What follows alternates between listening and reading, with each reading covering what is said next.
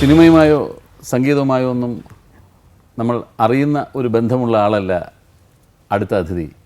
അദ്ദേഹം public relation ഡിപ്പാർട്ട്മെൻറ്റിലെ additional director ആണ്, Shri S Mahadevan Thampi. എന്താണ് അദ്ദേഹവും രാധാകൃഷ്ണൻ ചേട്ടനും തമ്മിലുള്ള ബന്ധമെന്ന് നമുക്ക് നേരിട്ട് ചോദിച്ചറിയാം. ഞാൻ സമാഗമത്തിൻ്റെ വേദിയിലേക്ക് ക്ഷണിക്കട്ടെ ശ്രീ എസ് മഹാദേവൻ തമ്പി.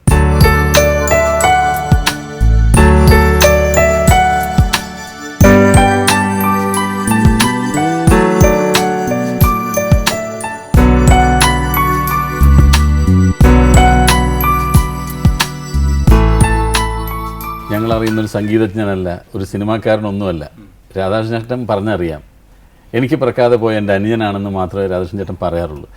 എന്താണ് ആ ഒരു ആത്മബന്ധത്തിൻ്റെ കാരണം? കഴിഞ്ഞ 40 വർഷമായിട്ട് ഞങ്ങൾ തമ്മിൽ വേർതിരിക്കാനാവാത്ത തരത്തിലുള്ള, പരസ്പരം പറയാത്ത തരത്തിലുള്ളൊരു കാര്യങ്ങളില്ല. ഞങ്ങൾ സഹകരിച്ച് പ്രവർത്തിക്കാത്തൊരു കാര്യമില്ല. ഞാൻ ചേട്ടനോട് ചോദിച്ചത് ഈ മിസ് തമ്പി ആരാണെന്ന് ചോദിച്ചപ്പോഴാണ് പറഞ്ഞ എനിക്ക് പിറക്കാതെ പോയ എൻ്റെ അനുജനാണെന്ന് മാത്രം മനസ്സിലാക്കി. എൻ്റെ എല്ലാ സുഖ ദുഃഖങ്ങളിലും ഇന്ന് വരെ ഒരു എന്താ പറയണ്ടേ, ഒരു നിമിഷം പോലും പിന്നെ തെറ്റായ ഒരു വാക്ക് പറയാതെ, എൻ്റെ കുറേ കുസൃതികളും തമാടിത്തരമൊക്കെ ഉണ്ട്, അതൊക്കെ ക്ഷമിച്ച് ഒരു സ്വന്തം അനുജൻ അതിനപ്പുറത്തൊരു പടി ഉണ്ടെങ്കിൽ ആ പടിയിൽ നിൽക്കുന്ന ആളാണ് തമ്പി. പിന്നെ തമ്പിയുടെ ഒരുപാട് പാട്ടുകൾ ഞാൻ ആകാശവാണി കൂടെ ലളിതഗാനങ്ങളായിട്ട് ട്യൂൺ ചെയ്ത് വന്നിട്ടുണ്ട്. പാട്ട് എഴുതും, അപ്പം അസലായിട്ട് എഴുതും, കഥകൾ എഴുതാം. പക്ഷെ അങ്ങനെയുള്ള ഒരു തരത്തിലുള്ള ബന്ധമല്ല രാധാകൃഷ്ണൻ്റെ അടുക്കലുള്ളത്. രാധാകൃഷ്ണന് എനിക്ക് വളരെ ഇഷ്ടമായിരുന്നു ഇംഗ്ലീഷ് സിനിമകൾ കാണാനായിട്ട്. അപ്പോൾ ഈ എൻ്റെ അറിവിൽ ഏറ്റവും കൂടുതൽ ഇംഗ്ലീഷ് സിനിമകൾ കണ്ടിട്ടുള്ള ഒരാളാണ് രാധാകൃഷ്ണൻ. അതറിയത്തില്ല അല്ലേ? ഒരു കാലത്ത് ഇവിടെ ഇറങ്ങിയിരുന്നുള്ളതല്ല, എല്ലാ ഇംഗ്ലീഷ് സിനിമകളും. ശ്രീകുമാറിലന്ന് ഇംഗ്ലീഷ് സിനിമകളെ കളിക്കുള്ളല്ലോ, അപ്പോൾ അത് കാണാൻ പോകും. വലിയ ചിലവൊന്നുമില്ല. അന്ന് 4 അണയേറ്റുള്ള ടിക്കറ്റ്. ചേസിൻ്റെ ഏത് ബുക്കുകൾ എവിടെ ഇറങ്ങിയിരുന്നാലും ശരി, അത് കൈ കാണും. ഒരു ദിവസം 2 ബുക്കാണ് വായിക്കുന്നത്. എങ്ങനെ ഇത്രയും സമയം എടുത്ത് തീർക്കും നമുക്കറിയത്തില്ല. അതുപോലെ മലയാളത്തിലാണെന്നുണ്ടെങ്കിൽ പുള്ളിക്ക് ഏറ്റവും ഇഷ്ടപ്പെട്ട എഴുത്തുകാരൻ ആരാണെന്ന് അറിയാമോ? അറിയില്ല. അത് പലർക്കും ഇപ്പോൾ അറിയത്തില്ല. BK പുള്ളിക്ക് ഏറ്റവും ഇഷ്ടപ്പെട്ട എഴുത്തുകാരൻ. ശരി. അപ്പോൾ ആക്ഷനും സറ്റയറും എല്ലാം ഉണ്ട്. എല്ലാം ഉണ്ട്. വളരെ എൻ്റയർലി ഡിഫറൻ്റ് ആയ ഒരു പേഴ്സണാലിറ്റിയാണ്. അല്ലേ, ഇതൊക്കെ ഉള്ളൂ അല്ലേ ജീവിതം അങ്ങ് ആസ്വദിക്കുക എന്നുള്ളതിൻ്റെ അങ്ങനെ ഒരു. അതായത് ഒരു പണത്തിനോട് ഇത്ര ഒരു അത്യാവശ്യത്തിന് കയ്യിലിരിക്കുക എന്നുള്ളതല്ലാതെ പൈസയുടെ എനിക്ക് തന്നിരിക്കുന്നതിനെ പറ്റിയുള്ള എന്തെങ്കിലും ഒരു കണക്ക് രാധാകൃഷ്ണൻ്റെ മനസ്സിൽ പോലും കാണത്തില്ല. എനിക്ക് തന്നിരിക്കുന്നതിനെ പറ്റി രാധാകൃഷ്ണൻ്റെ എല്ലാ വസ്ത്രങ്ങളും, ഷർട്ടുകൾ മേടിച്ചു കഴിഞ്ഞാൽ തന്നെ 4 5 ആയിരിക്കും വാങ്ങിക്കുന്നത്. അതിൽ 1 2 പുള്ളി എടുക്കത്തുള്ളൂ, 2 എനിക്കായിരിക്കും. അപ്പോൾ അതുപോലെ കൂടെ ഉള്ളവർക്കെല്ലാം പുള്ളിയുടെ ഒരു ആവശ്യത്തിന് വേണ്ടി ഒരാളിനെ ഇതുവരെ സമീപിച്ചിട്ടില്ല. അതേസമയത്ത് മറ്റുള്ള ആളുകളുടെ കാര്യങ്ങൾക്ക് വേണ്ടിയിട്ട് ആരെ സമീപിക്കുന്നതിനും എന്ത് ചെയ്തു കൊടുക്കുന്നതിനും ഒരു മടിയില്ലാത്ത ഒരാളാണ്. അതുപോലെ പുള്ളി ചെയ്തു വെച്ചിരിക്കുന്ന എൻ്റെ കാര്യത്തിന് വേണ്ടി സമീപിക്കുന്ന ഒരാളുണ്ട്, അത് കണ്ടൊക്കെ മാത്രമേ ഞാൻ പോകൂ. അത് ഞങ്ങൾ തമ്മിൽ വ്യത്യാസമൊന്നുമില്ല. എനിക്ക് മനസ്സുകൊണ്ട് രാധാകൃഷ്ണൻ്റെ ഒരു കാര്യമൊന്നും എൻ്റെ ഒരു കാര്യമൊന്നും എനിക്കൊരു വ്യത്യാസമില്ല. നമ്മുടെ പിള്ളേരുടെ കാര്യത്തിലും അങ്ങനെ തന്നെ. ആ ഒരു രീതിയിലാണ് നമ്മുടെ ജീവിതത്തിൻ്റെ തന്നെ.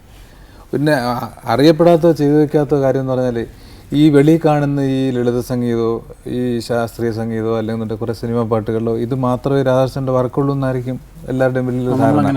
അങ്ങനല്ല. അദ്ദേഹത്തിൻ്റെ ഏറ്റവും വലിയ വർക്കുകൾ ഇന്നും വെളിച്ചം കണ്ടിട്ടില്ല. അതെനിക്കറിയാവുന്ന പക്ഷേ എൻ്റെ എഴുതിയ പാട്ടുകളുടെ അല്ല ഞാൻ പറയട്ടെ.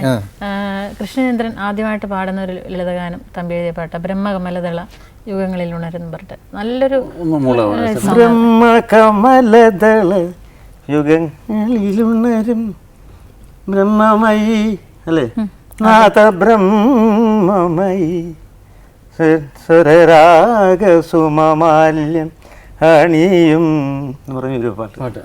അതുപോലെ നീലക്കടമ്പുകളെ നിങ്ങളും കണ്ടോ, നീലക്കടമ്പുകളെ നിങ്ങളും കണ്ടോ പറഞ്ഞൊരു പാട്ടുണ്ട്. നല്ല മനോഹരമായൊരു പാട്ടാണ്.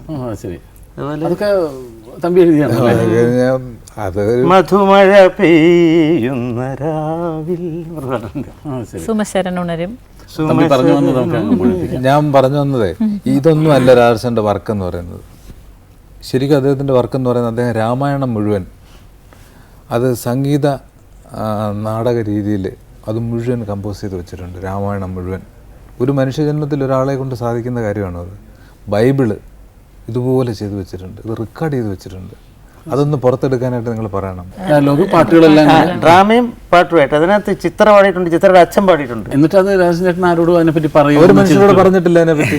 ശരിക്കും പറഞ്ഞു കഴിഞ്ഞാൽ ഈ ഒരു നൂറ്റാണ്ടിലെ ഏറ്റവും നല്ലൊരു വർക്കാണ് ചിത്രാഞ്ജലി സ്റ്റുഡിയോ 3 മാസത്തേക്ക് വാടകയ്ക്ക് എടുത്തിയത്. അപ്പോൾ ഇത് ഓൾറെഡി റെക്കോർഡഡ് എല്ലാം കഴിഞ്ഞ് മുഴുവൻ റെക്കോർഡ് വെച്ചിരിക്കുന്നത്.